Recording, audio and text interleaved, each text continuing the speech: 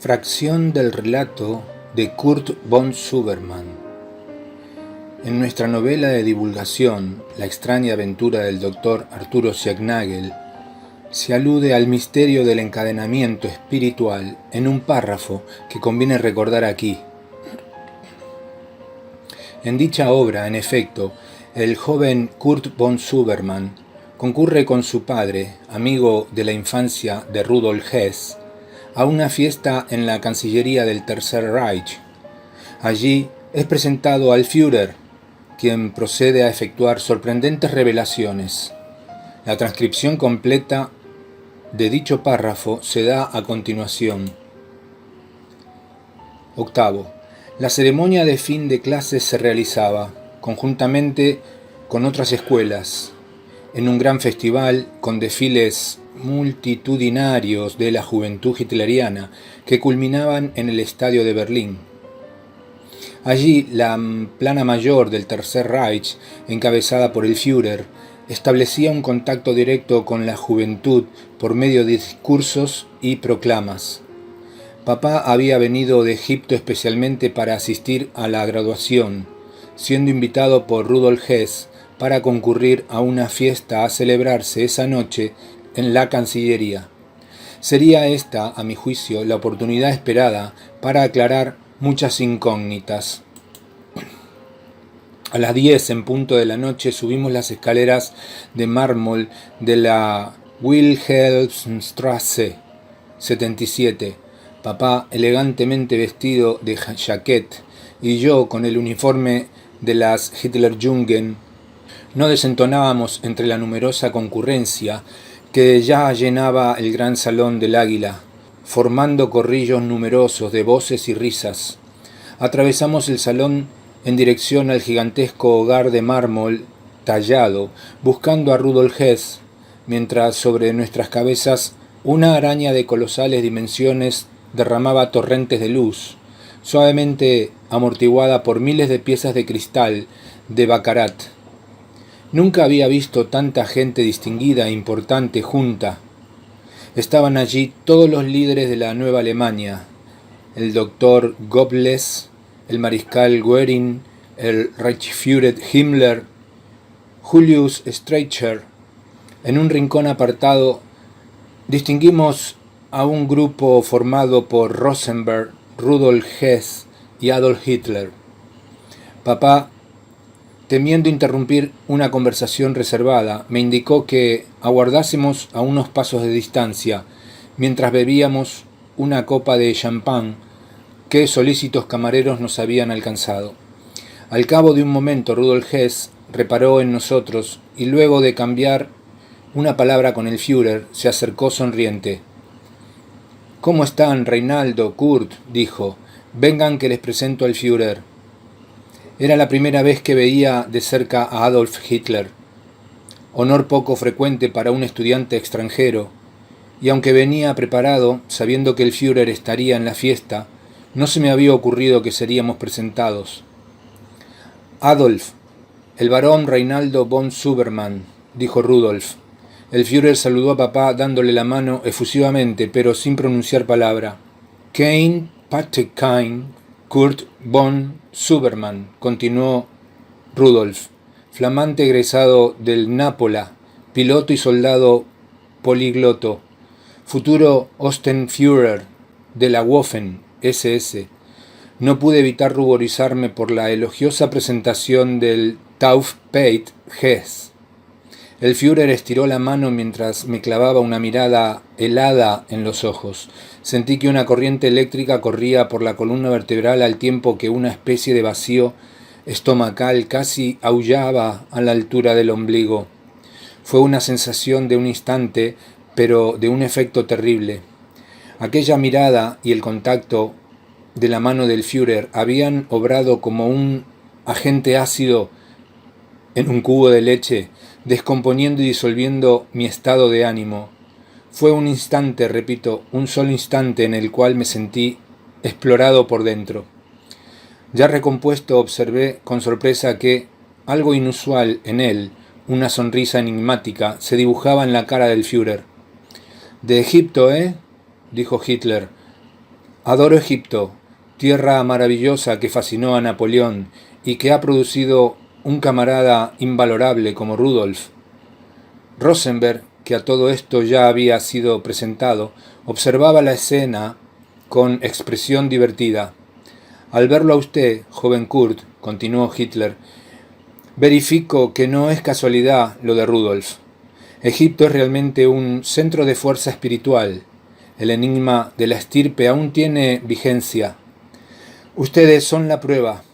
Nos tomó a Rudolf Hess y a mí, de un brazo a cada uno, de que una orden superior guía el destino de Alemania.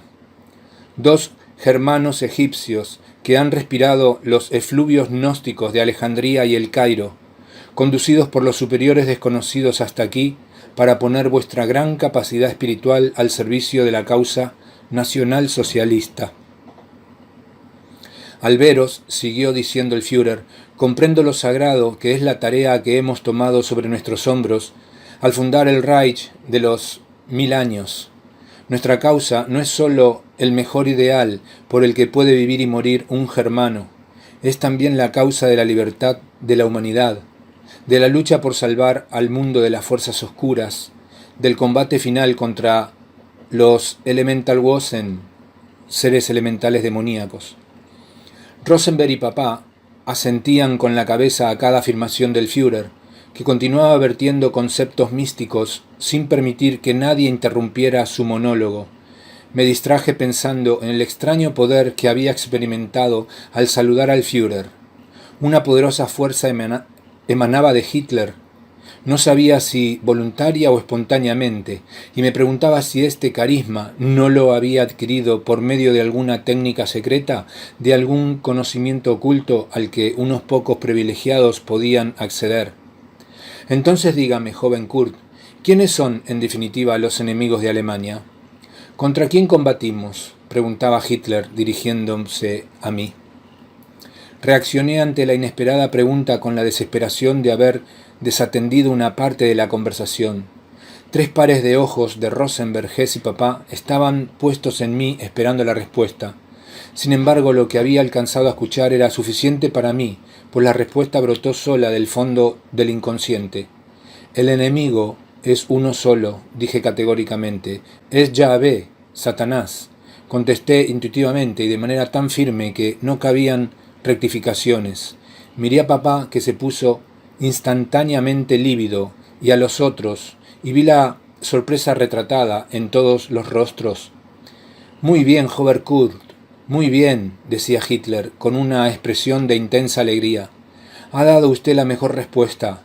Podría haber identificado como nuestros más terribles enemigos a la judeo-masonería, al judeo-marxismo, al sionismo, etc. Pero esos nombres solo representan aspectos diferentes de una misma realidad, distintas caras de un mismo y feroz enemigo, Yahvé Satanás, el demiurgo de este mundo. Solo un iniciado o un iluminado como usted o Rudolf podrían dar una respuesta tan precisa. ¿Verdad, Alfred? Rosenberg sonreía complacido. Lo felicito, joven Born-Suberman, dijo Alfred Rosenberg. Es usted una persona de claros conceptos. Por supuesto que yo estaba completamente aturdido por lo que había ocurrido. De improviso, en esa reunión con aquellas notables personas, descubría que poseía como una voz interior, un órgano misterioso que me permitía escuchar las respuestas a preguntas formuladas concretamente. Y estas respuestas eran correctas. Nunca había experimentado algo así, y solo podía achacar esta súbita iluminación a la presencia del Führer. Él, con su extraño magnetismo, me había despertado el oído interior. Adolf Hitler volvió a tomar la palabra. La gente no compenetrada en la filosofía oculta del nacionalsocialismo suele cometer gruesos errores de apreciación al juzgar muchas de nuestras afirmaciones, creyendo ver en las mismas una superficialidad estúpida, cuando generalmente se trata de ideas sintéticas, eslogans, extraídos de profundos sistemas de pensamiento. Por ejemplo, ante la afirmación del joven Kurt de que el enemigo es Jehová Satanás, que es una idea sintética de hondo contenido filosófico, Muchas mentes ignorantes se verían tentadas de suponer que tal concepto arranca de un grosero antisemitismo. Alegarían argumentos elementales como estos: Jehová es el Dios de Israel, un Dios de raza, uno entre cientos de dioses étnicos. Es pues exagerado tomarlo por el único Dios o demiurgo. Objeción, esta sí, antisemita. O este otro: Jehová es el Dios de Israel, pero por su carácter monoteísta es el único Dios. Entonces, ¿por qué se lo identifica con el demiurgo? ¿Es por una creencia herética del tipo gnóstica? Interrogantes de quienes creen ser cristianos implica la adoración de Jehová y que su rechazo significa una herejía anticristiana. Otro argumento banal es el siguiente: si hemos de rechazar al demiurgo considerando su obra material como esencialmente mala, ¿por qué identificarlo solo con el Jehová judío, habiendo cientos de denominaciones alternativas en la mitología etnológica y en los panteones religiosos de todos los pueblos de la tierra? Interrogante que suelen padecer quienes ignoran totalmente qué significa Israel en la historia de Occidente y cuál es el secreto de la dinámica racial judía. Objeciones como las precedentes opondrían nuestros críticos al oír hablar de Jehová Satanás como el enemigo contra el cual combatimos, y por supuesto les sorprendería la palabra Satanás adherida a Jehová, cuestión que sin duda les arrancaría irónicas conclusiones. Pues bien, tales argumentos reposan en una circunstancia común: la ignorancia de quienes la formulan. Por supuesto que nosotros sabemos que el demiurgo recibió otros nombres a lo largo de la historia, pero si elegimos entre ellos el de Jehová es porque se trata del último nombre con el cual él se ha autodenominado. Y con dicho nombre lo designa aún su pueblo elegido, Israel, el cual no es otra cosa que un desdoblamiento psíquico del mismo Jehová Satanás. Estas palabras del Führer me sorprendieron vivamente por sus implicaciones metafísicas. ¿Los judíos no constituyen una raza como las demás, compuestas por individuos? Era una teoría turbadora la que acababa de oír.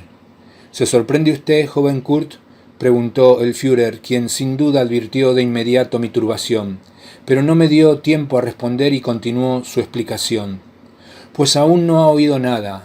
Israel es un chakra de la tierra, es decir, es una manifestación psíquica colectiva del demiurgo Jehová, y por eso nosotros afirmamos que el judío no existe como individuo, que no es un hombre como el resto de quienes componen el género humano. Pero la manifestación de Jehová en una raza elegida es un suceso más o menos reciente, de pocos miles de años, y la ordenación de la materia, o creación, data de millones de años atrás. Por eso, por la novedad que representa el nombre Jehová comparado con otros nombres del demiurgo, que empleaban pueblos más antiguos y culturalmente más importantes en la historia, y por la antigüedad geológica del universo, es que parece excesivo designar con el nombre de Jehová a un Dios cósmico. Pero se trata solo de una apariencia. Aquí hay que imaginar un demiurgo primordial al que podemos cómodamente denominar el Uno, tal como hacían los estoicos. Este es quien ordena el caos y se difunde panteísticamente en todo el universo. Es él también el Brahma hindú o el Alá árabe, etc. Tomadas estas denominaciones en su acepción religiosa exotérica. Pero el plan cósmico, de alguna manera hay que llamar a la idea del universo material, se asienta en el ensueño del demiurgo, un estado de quietud que sin embargo dinamiza el cosmos, como el dios motor inmóvil de Aristóteles, de ese gran día de manifestación que se denomina también Gran Manvantara. Pero para que todo funcione sin que requiera intervención del Uno, quien duerme mientras todo vive en él, es necesario disponer de un sistema automático de corrección. Este es el papel que cumplen las llamadas jerarquías cósmicas, miríadas de entidades conscientes emanadas por el Uno, para que mantengan el impulso dado al universo y lleven adelante su plan. El primer paso de la emanación son las mónadas, átomos arquetípicos que fundamentan toda la estructura cósmica y hacen las veces de matriz del plan del Uno. Estas entidades conscientes, ángeles, devas, logos solares, logos galácticos, espíritus planetarios, etc., no son seres individuales, sino que forman parte del mismo Uno y poseen mera apariencia de existir debido a los grados de libertad de que están dotados durante el Manvantara. El recurso utilizado para lograr dicha ilusión es la extrema mecanicidad de la realidad material fundada en leyes evolutivas que mantienen el movimiento progresivo de la materia y la energía en la exacta consecución del plan del Uno. Dichas leyes evolutivas son conservadas por las entidades conscientes ya mencionadas y dirigidas en el sentido del plan. Así podemos distinguir, por ejemplo, logos solares, es decir, entidades conscientes capaces de crear un sistema solar siguiendo el plan del Uno, pero que en realidad son desdoblamientos temporales del Uno. Lo mismo se puede decir de los logos galácticos o espíritus planetarios y hasta de los simples ángeles o devas. Ninguno de ellos existe como tales, aunque evolucionen sujetos a las leyes universales. Lo importante aquí es comprender que todo este espectáculo grandioso que estamos recreando es pura ilusión, una concepción metapsíquica de características colosales ideadas por el Uno para su íntima contemplación, porque la verdad es que todo lo existente desaparece finalmente cuando sobreviene el gran pralaya, la noche de Brahma, en la que todo se confunde nuevamente en él, luego de una monstruosa fagocitación. Pero dijimos que el universo se rige por leyes evolutivas, dichas leyes que determinan el universo material de acuerdo a una verdadera arquitectura celeste, como bien dicen los satánicos masones, ocasionan la existencia de los distintos planos del espacio o cielos en que está constituida la realidad. Así como hay varios cielos, 5, 7, 9, hay reinos de la naturaleza, 3, 5, 7, o planetas, 5, 7, 9, 12, o razas raíces, 3, 5, 7, etc. Estos aspectos engañosos forman parte del plan del Uno y los demonios, encargados de llevar adelante dicho plan, conforman un orden jerárquico preciso, basado en la famosa ley de evolución que rige los cielos. Todos los cielos, desde los atómicos, químicos o biológicos hasta los cósmicos, en los que evoluciona cada mónada siguiendo los arquetipos de cada cielo. Es la famosa ley de causa y efecto que enseña la sinarquía y que las religiones védicas de la India llaman karma y dharma, pero que conviene sintetizar como ley de evolución. Esta ley dirige el camino de ida y vuelta de la mónada, la cual toma varios cuerpos en los distintos cielos a los que desciende para evolucionar. Dicho camino suele ser representado por la serpiente que se muerde la cola, u orúboro. Por supuesto que jamás se alcanza la famosa individuación monádica, pues ello significaría una auténtica mutilación de la sustancia del Uno, y antes que tal cosa sobrevenga, ya estará todo el universo fagocitado en su santo buche. Aquí, extrañamente, sonrió el Führer mientras me miraba intensamente. Yo me debatía interiormente frente a sentimientos encontrados. Por una parte me horrorizaba la teoría que estaba oyendo, ya conocida por haberla estudiado en el Nápola, pero dotada ahora de un impresionante sentido de realidad, al ser expuesto vehementemente con la elocuencia irresistible del Führer. Y por otra parte me sentía halagado por el honor de recibir de labios del Führer de Alemania una explicación personal, terriblemente extensa y curiosamente fuera de lugar en una fiesta mundana de la Cancillería. De cualquier manera, mi actitud exterior era de respetuosa atención a cada una de sus palabras, pues no quería volverme a distraer. Supongo que ya conoce esta teoría teosófica que la sinarquía enseña en sus sectas masónicas o rosacruces y que se ha de sentir espantado frente a una concepción determinista en que no hay un lugar previsto para la existencia individual eterna, es decir, más allá de los pralayas y manvantaras. Y justamente ese espanto, ese grito de rebelión que usted debe percibir brotando de su sangre pura, constituye una excepción a todas las reglas de la mecánica determinista del uno, porque habla de otra realidad ajena a su universo material. ¿Cómo puede ser eso si hemos dicho que todo cuanto existe en el cosmos ha sido pensado y hecho por él, de acuerdo a su plan y por intermedio de sus jerarquías cósmicas y planetarias? Pues bien, joven Kurt, se lo diré brevemente, porque una parte de la humanidad a la cual nosotros pertenecemos posee un elemento que no pertenece al orden material y que no puede ser determinado por la ley de evolución del demiurgo. Ese elemento, que se llama espíritu o bril, se halla presente en algunos hombres como posibilidad de eternidad. Sabemos de él por el recuerdo de sangre, pero en tanto no seamos capaces de liberarnos de los lazos que nos atan a la ilusoria realidad del demiurgo y remontemos el sendero de retorno al origen, no existiremos realmente como individuos eternos.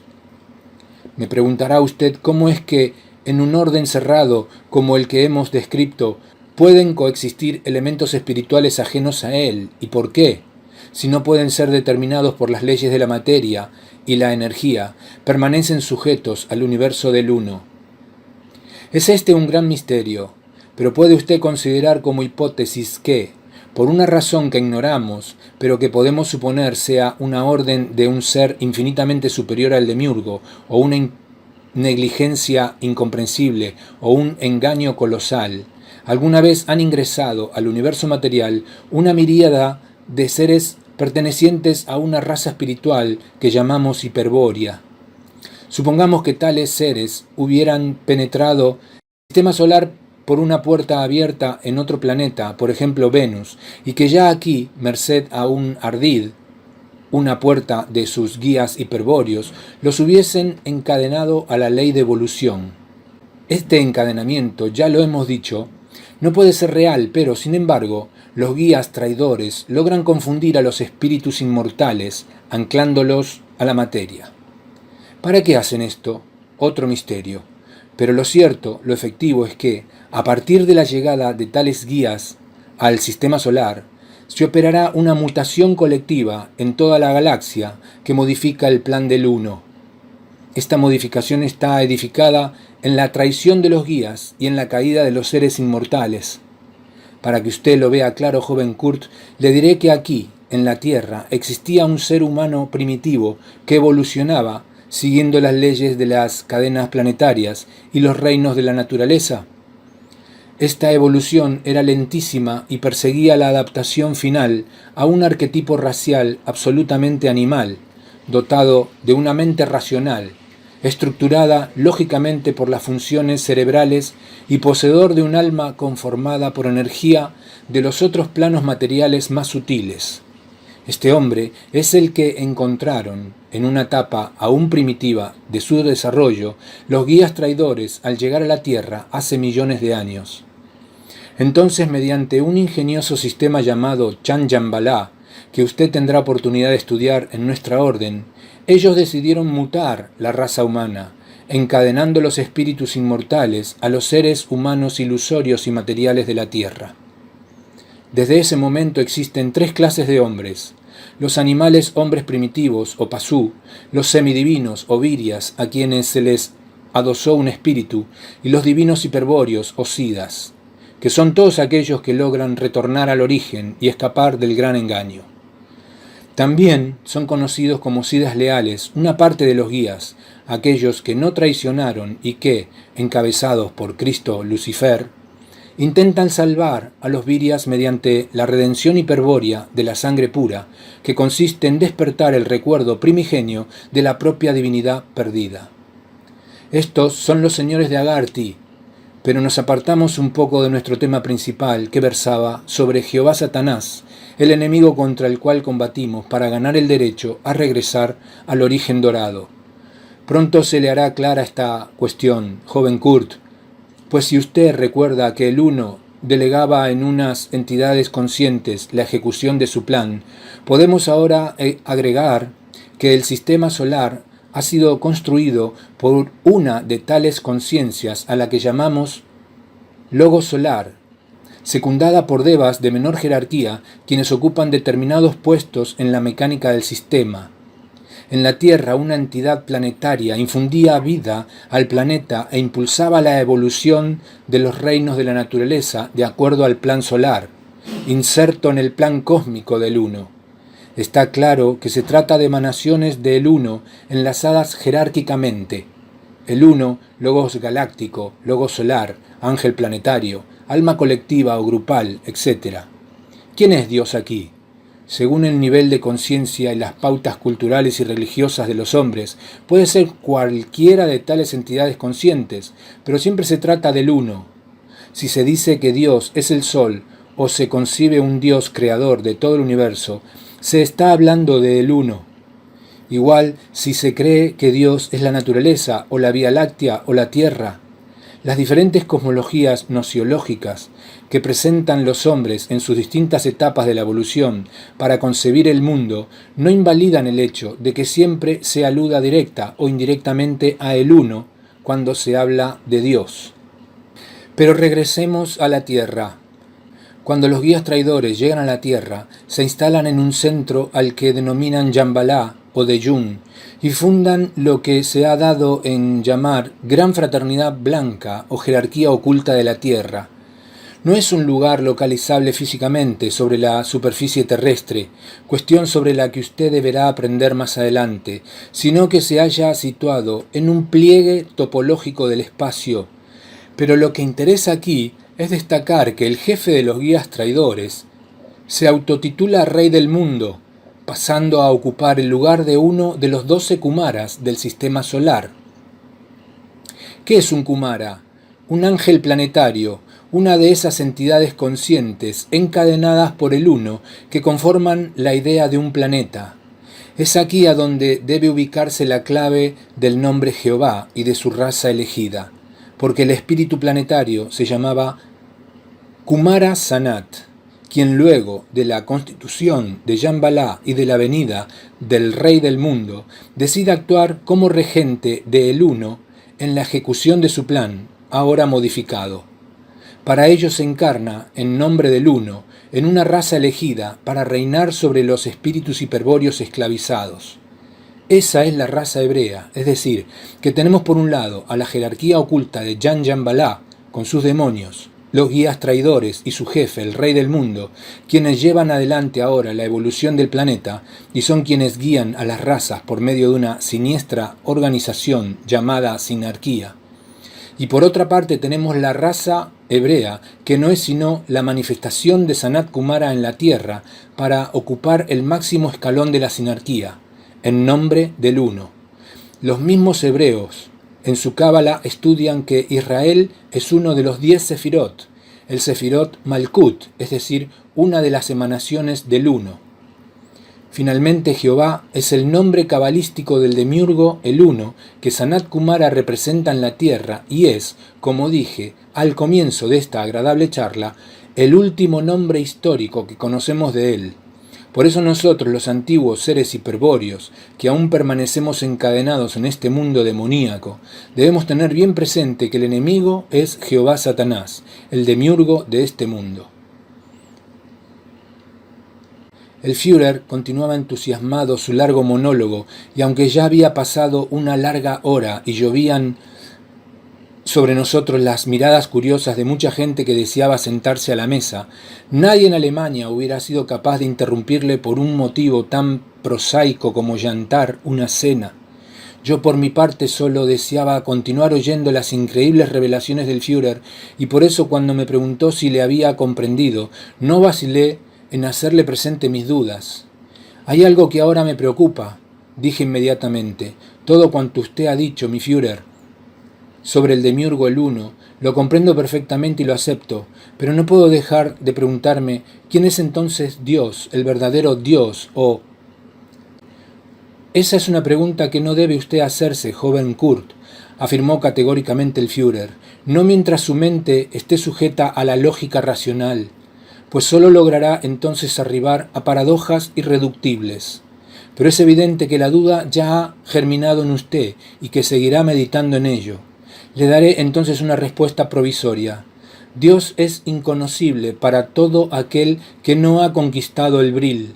Tenga siempre presente esta verdad, joven Kurt. Desde la miserable condición de esclavo de Jehová Satanás, no es posible conocer a Dios, pues Él es absolutamente trascendente. Es necesario recorrer un largo camino de purificación sanguínea para saber algo sobre Dios, sobre el verdadero Dios. Como usted bien dice, la mayoría de las grandes religiones, al hablar de Dios, se refieren al demiurgo el Uno. Esto ocurre porque las razas que pueblan actualmente el mundo han sido trabajadas por los demonios de Shambhala, implantando las ideas sinárquicas en la memoria genética de sus miembros, para poder dirigirlas hacia el gran arquetipo colectivo que se llama Manu. Así, percibiendo la realidad tras un velo de engaño, se llega a esas concepciones de Dios panteísta, monista o trinitario, que solo son apariencias del uno, el demiurgo o ordenador de la materia. Fíjese lo que ocurre con el concepto de Dios que poseen los distintos pueblos integrantes de la antigua familia de lenguas indogermanas. Casi todos los nombres derivan de las mismas palabras, y es seguro que éstas designan en un pasado remoto a un Dios, creador de todo lo existente, es decir, al demiurgo, el uno. En sánscrito tenemos las palabras Dhyans Pitar, que en los Vedas se utilizan como para nombrar al Padre que está en los cielos. Dhyans es la raíz que en griego produce Zeus y Theo, con sentido similar al sánscrito y que pasa a ser el latín Júpiter, Deus Pater o Jovis. Los antiguos germanos se referían igualmente a Sin, Tyr o a Tiwas, como el dios creador de lo existente, palabras que también provienen del sánscrito Dhyans Pitar. Igual etimología poseen palabras que designan a Dios en las familias de lenguas turanias y semitas. En esta última familia de importante relación con el hebreo, encontramos él como una antigua denominación del demiurgo en su representante planetario, el fuerte. En Babilonia, Fenicia y Palestina se adoró a El, Il, Enlil, nombres que los árabes transformaron en Il, A, O, Alá, etc. No debe extrañarle, joven Kurt, esta unidad etimológica, pues lo alarmante es la unidad de concepto que se descubre tras las palabras mencionadas, ya que en todas las religiones y filosofías siempre se llega a 2 o 3 ideas de Dios aparentemente irreductibles, pero que en realidad se refieren a distintos aspectos del demiurgo. Tal la preferencia por un Dios panteísta e inmanente, el uno, o trascendente, pero creador de la tierra y los cielos, Jehová, Satanás, Júpiter, Zeus, Brahma, etc. El Führer me miraba ahora con los ojos brillantes y yo adiviné que sus próximas palabras tendrían un contenido realmente importante. Hubo una guerra, joven Kurt, una guerra espantosa, de la cual el Mahabharata guarda quizás un recuerdo distorsionado. Dicha guerra involucró varios cielos en su teatro de operaciones y produjo como su expresión más extraña lo que se ha dado en llamar el hundimiento de la Atlántida. Pero nadie conoce a fondo a qué se hace referencia cuando se habla de la Atlántida, ya que no se trata solo de un continente hundido. Dicha guerra lleva ya más de 1 millón de años en este plano físico, durante los cuales han sido varias las Atlántidas físicas, continentales que se han hundido, y ahora, en nuestro siglo XX, podemos decir que nuevamente se apresta a hundirse la Atlántida. Pero dejemos este misterio por ahora, pues tendrá que volver sobre él mismo durante sus estudios.